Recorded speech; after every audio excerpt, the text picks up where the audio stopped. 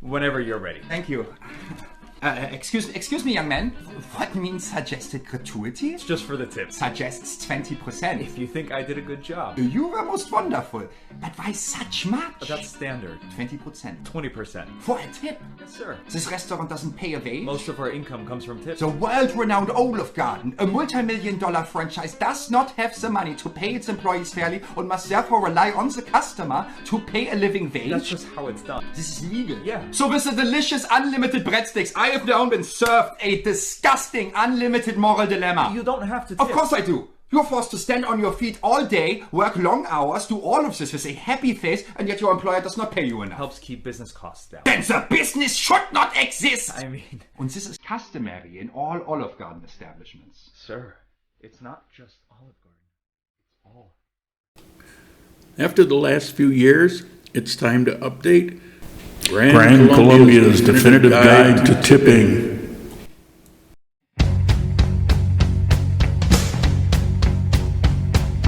Here's your story, let's begin. The water's fine, come on, dive in. The future's here, it's right before your eyes.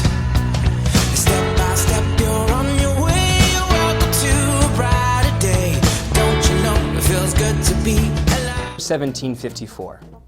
The Scene, a Fleet Street coffee house in London, where a bowl, tastefully set in the middle of a table, read, "To ensure promptitude, TIP." Thus, the English word tip was born. The date and location of the story are actually important.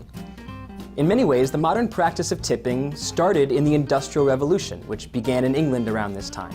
As the aristocracy made more money in the productivity boom, they were more likely to dine out, stay in hotels, travel on trains, and come into contact with poorer people who were serving them.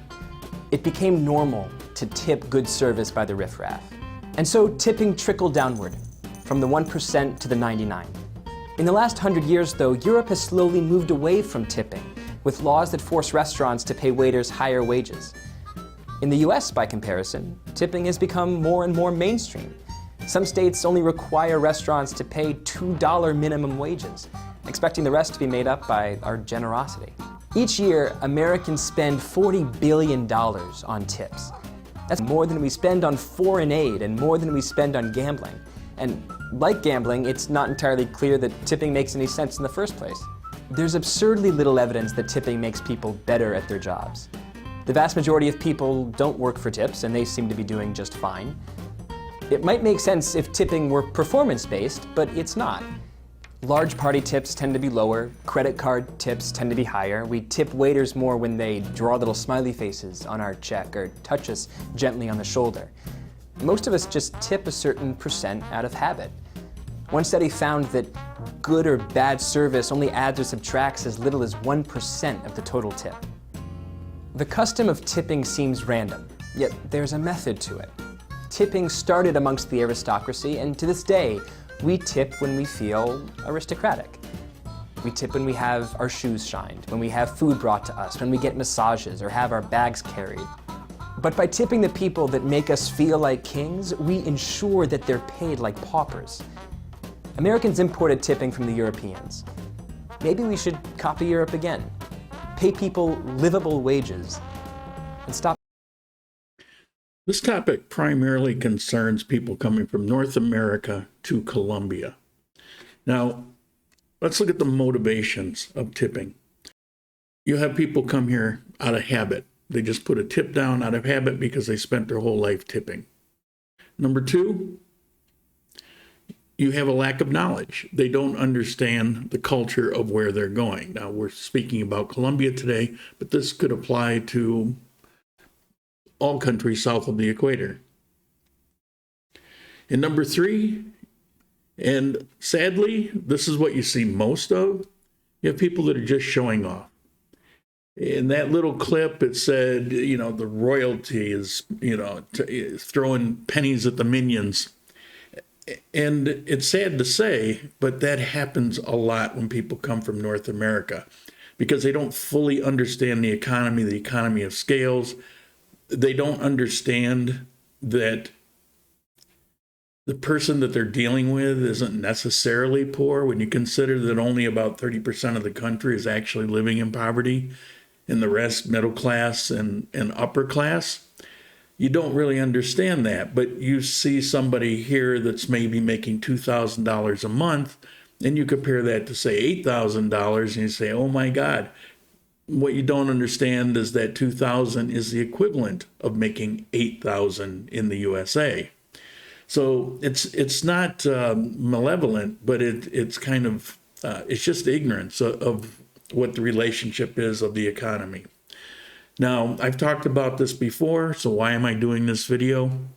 I'm doing it because things have changed. I will say it's progressed because of a few things. Now, tipping, as long as I can remember, existed in places like international areas of Bogota. You know, so you've got your hotels and restaurants that cater to people flying into Colombia. And tipping happened because the people come in out of habit, they throw the tip down. After a while, it gets institutionalized. And then after that, when Medellin changed from a gangland to this world-class city, and you've got tourists that come in droves, and today, tens of thousands of people a month will come in and out of Medellin, and they're tipping. And so Bogota and Medellin, lesser extent Cartagena, it has changed those places where now tipping there has become the norm. Now, you've got a whole rest of Colombia to contend with, or other countries. Now, I've said in the past that it can even be insulting. That doesn't mean if you leave a tip that you've insulted someone. And I'm not here to say whether you should tip or not. I'm here to give you information, background, a little perspective on what's going on. And that's all I've ever tried to do. I'm not telling you don't tip, but give it some thought, whether it's appropriate, not appropriate, what your motivation is. Now, why do I say it can be insulting? Well, that little clip that I played, the origin of tipping, it was the people that had wads of money, and they come and they peel it out and they, toss you a few pennies. You could be grateful for the pennies, but at the same time, you're kind of getting your nose rubbed into your situation. Most of the world doesn't really know tipping. It's not part of the culture. And so when somebody just comes along and throws some money at you, it can be a situation where you're going, what is this for? That's why I've given the story a few times about the taxi driver that actually chased me down to give me a couple hundred pesos back for change, because he wasn't even thinking along the lines of it being a tip. He thought that I just walked away without getting my change. So it isn't front of mind for a lot of people, but those people tend to be older generation. I would say if you get into the 30s and up, it's closer to home. It's something that was formed in them a long time ago. And that culture of money is, you don't flash money around. It's just crass to do that. You don't talk about money. And today in the culture, there's really not discussion of money. It's like the last thing in the world. If you're trying to buy something, you talk about everything except the bottom line. We come from North America, and the first thing we talk about is bottom line, but it's not the way it is here. They're going to talk about everything else, and it's almost like they don't even want to get to the part where it's about money because they become uncomfortable with that situation. I said 30 and above. Now, below 30, they're more aware of what they do in North America and have heard about or have seen directly it happening around them. Maybe with them directly, or they hear about it. They got relatives in Medellin or Bogota. Says, yeah, I got my paycheck, but I made almost another paycheck with all the tips I got. Okay, in the U.S., it's become, if anything, more entrenched. And as you know, it can affect wages, whether it's the hotel bellhop or if it's a waitress. Tipping professions very often they don't get a full paycheck and they rely on those tips. So it's embedded, ingrained in the culture that way. Now in Europe, tipping was a thing, and as you saw from the clip, the best anybody can tell where it began, but they've actually been getting away from it. It's much further removed. I thought the beginning with the German guy, it kind of showed that, kind of expressed that. So tipping in your world in North America is the common thing. It's the right thing. It's the generous thing. But in other parts of the world, it's what the hell is this for? Now, don't get me wrong. Some people appreciate getting money, and it's not like you're hurting them necessarily. With some older people, it can be insulting because it's, oh, you poor little baby, you need my extra quarter. It can be kind of creepy, and it's really crass to wheel out the money and, oh, don't worry about it, keep the change, and it's like, in one case, there was somebody that was like a 20,000 peso bill and threw a 50,000 and, keep the change. So the tip was greater than the bill. It can be awkward. Now, did that person appreciate it? Sure, they appreciated it, but it can be awkward because it's not the norm. And if you look around at the culture here, you don't really see tipping going on, with the exception that it has become more ingrained. A few years back, I think it was maybe 5 years ago, they actually created a law because of what was going on in Bogota and Medellin with foreigners coming and tipping, and it was getting a bit out of hand. And so they wanted to regulate it so as not to drive off visitors or let them think they're getting ripped off. And so they actually created a law that a restaurant, for example, the most that they can tip is 10%. However, they must, by law, ask your permission. So what you'll typically find is you go in, you eat, they'll bring you the bill. At the bottom of the bill, it'll already have on there, 10% propina, tips, servicio, whatever they want to call it, and the total. But they are required by law, and they don't always, but they're required by law to say, is this okay with you? Most places, it seems, they'll actually ask you before they even write the bill up, if you understand Spanish. If you don't, they'll just go and they'll add it on, and they'll ask you. And it's perfectly within your rights to reject that. And it's set up that way because tipping is not the norm. But if you want to, if you insist, okay, fine. But they cap it at 10%. So it's not something crazy. Now, another thing that you'll see people tipping for, particularly in Medellin, where there's a lot of sexpats showing up, it's like, the money exchange in the U.S., they're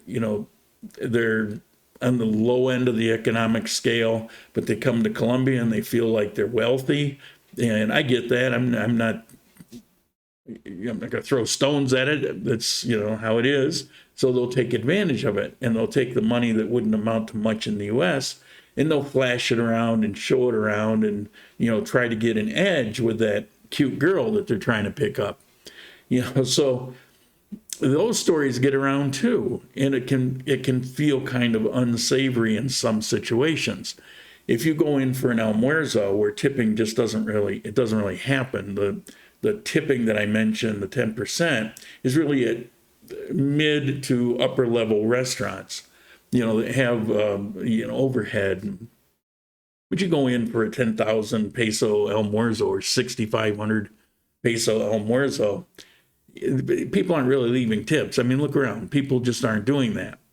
So you have a cute waitress, and it's like, well, I want to get to know her. So you got the 10,000 peso, but you drop a 50 and say, oh, keep the change. Look at me. I'm generous. There's more where that came from. So you get some of that. Or even if you didn't intend it that way, it can be perceived that way. Cute girl, ridiculous amount of extra money. Now, I say ridiculous. You look at it and say, that's not that. It's $5-8 in a restaurant in the U.S. I do that all day long. I wouldn't bat an eye. And that's true. but you're not in the US. And you're not paying those, you're not in the economy of the US. People will live here on a quarter of the money, the equivalent of how you would live in the US at 4 times the money. So, and people, they just don't get it. I understand that. You know, they don't get it. All they see is the dollar as a direct comparison, but it actually isn't a direct comparison. If tipping were a thing, then why aren't all the Colombians tipping? Now, there are places where it's appropriate, those restaurants I talked about. If you've got a taxi and he helped you with airport bags, you know, give him a tip. Usually you see something like 2,000 pesos, 50 cents, maybe up to $1, depending how much. It's a minimum amount, and it's for something kind of above and beyond. It's not for routine, everyday thing. And that's something else to consider, and I've mentioned this in the past. First of all, if it's a waitress, for example, you're tipping that waitress, she's making the same money as the cook, as the cashier. They're all getting a regular wage. Now, you can argue whether that's a good wage or not. It's to the economy of scale here. They've got the job. They didn't quit and walk out on the job, you know, so they approve that. So you give the waitress the tip. What about the guy who cooked your food?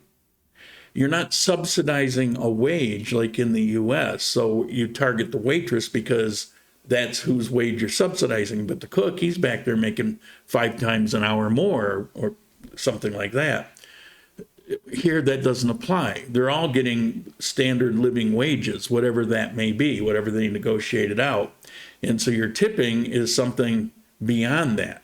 So if you're tipping the waitress who merely brought the food, if you really intended to give it for, I had a great lunch, it was so delicious, I feel good about it, I'm going to leave a tip. What about the guy who made the food? He had a greater impact. You see, so think about your rationale for leaving those tips and what the amount of those tips are. So if you think about it, when they had the conversation to come up with what would be a reasonable tip amount, it was 10%. So if you're going to tip, keep that in mind. Keep your motivation in mind. Is it coming from a good place? Now, tipping is a different thing than the guys who come up with, you're sitting out. Just the other day, I met with a man and his wife who are here visiting for a few weeks. We met for coffee. It was sitting in an outdoor patio. And it's like every other minute, there's somebody coming up trying to sell something. And I get it. Things have been tough. But it can be really annoying. You're sitting there trying to have a conversation. You're constantly interrupted. And that's not tipping. You know, so you can do that. You can give money to a panhandle or something like that, but that's not tipping. And I caution on those also. Some of those are just plain fake, just like in the U.S. You have a guy that's, you know, wearing a uniform and talking about how he's a veteran, and it turns out he leaves there, gets into his BMW, and he never served a minute in the service. You get those kind of things, and then you kind of resent it. In that case, you wanted your money to go to a good cause, and it turned out you were made a fool of. Well, you get a fair amount of that here, too. Not necessarily they're getting in the BMW, but it can be fraudulent. You'll see it a lot where somebody will get on the bus and they'll be pleading with you, and they'll show pictures of some medical situation, some disgusting leg that's all torn open, and it's, you know, to prey on your sympathy, and come to find out that situation didn't exist, or he was doing that same thing a year ago. You know, so you get that. You get scammers. Now, I pick and choose. I will tip occasionally. If I go to those nicer restaurants, I always say okay on the 10% unless there was something really horrible that happened, which I don't know if that's ever happened. But that would be an exception. But I always approve those because it's becoming the norm. I go to an almuerzo, I never tip on that. Occasionally, I'll get a cup of coffee, and if they did a really good job and it was quick and gave me, very good service, I might leave a tip, 1,000 peso or even a 2,000 peso, but nothing extravagant, nothing, it's like not a 10,000 peso. Of course, I'm living on this economy too, so that 2,000 pesos is money to me, where to you, it's something you throw in a sock drawer and forget about. So again, everything is in perspective. But you want to pick and choose. When I was living in Provenza, I walked almost every day, every other day. I would walk down Boulevard towards Parque Fundadores.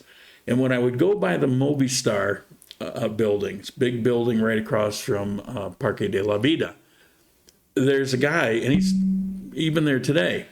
And he lost his legs. It was in one of the we'll say civil wars of some years ago here in Colombia, and he was fighting for people's freedom for today.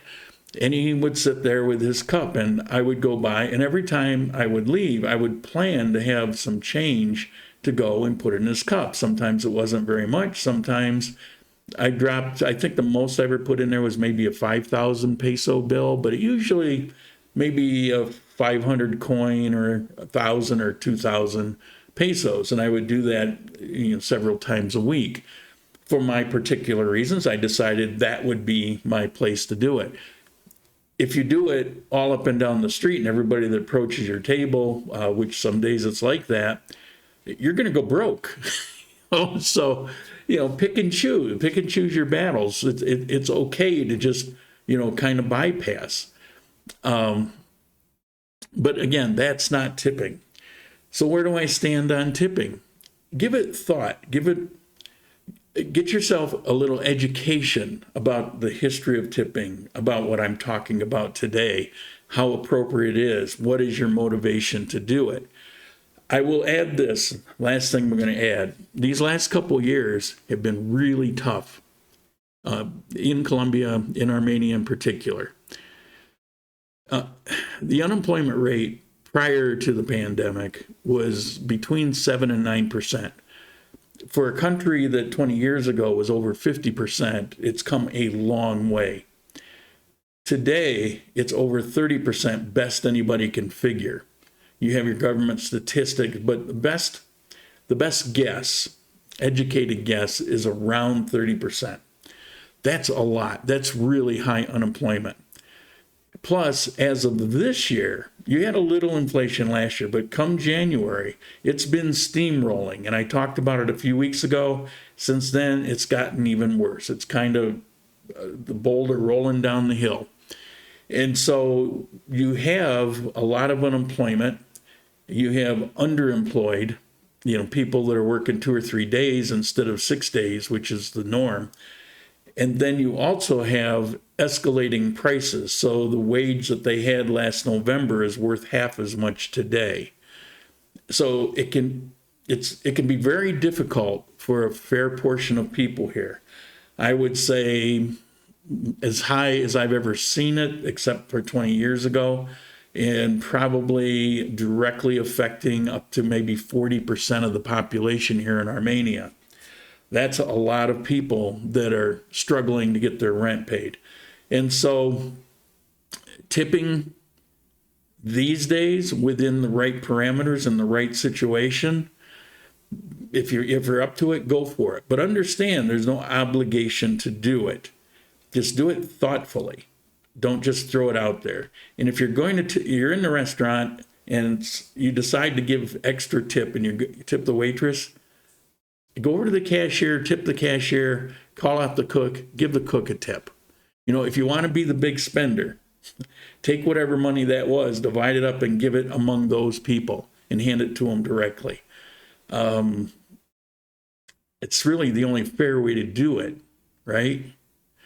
Okay, I think I've expressed all I have to say about tipping. I hope that clears some things up. Some questions came up recently. I was called out on some things that supposedly I said in a video a few years ago. but I had never actually said that. I'm not telling anybody what they should do. I'm giving you information so you can make a good choice. You want to tip, tip. Also, keep in mind what did happen in Medellin. And if you plan on having a life in Armenia, you don't really want to ruin it. And I don't mean ruin it like you're spoiling people. There's repercussions to that. It affects the economy. It will affect people's wages ultimately. It will affect a number of things, not to the good. So a large excessive tip today in the future can become really problematic. Again, all I have to say is look at how commercialized a good portion of Medellin has become, and do you want to create that in a place here that's more traditional Colombia? Okay, that's it for tipping. I'll see you in the next coffee time.